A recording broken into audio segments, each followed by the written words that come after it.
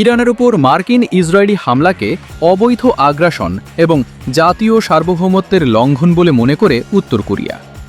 উত্তর কোরিয়ার পররাষ্ট্র মন্ত্রণালয়ের এক মুখপাত্রের বরাত দিয়ে দেশটির রাষ্ট্রীয় সংবাদ মাধ্যম কোরিয়ান সেন্ট্রাল নিউজ এজেন্সি তথ্য জানিয়েছে। বিবৃতিতে বলা হয়েছে, যুক্তরাষ্ট্র ও ইসরায়েলের এ আগ্রাসনমূলক যুদ্ধ কোনো অবস্থাতেই গ্রহণযোগ্য নয়।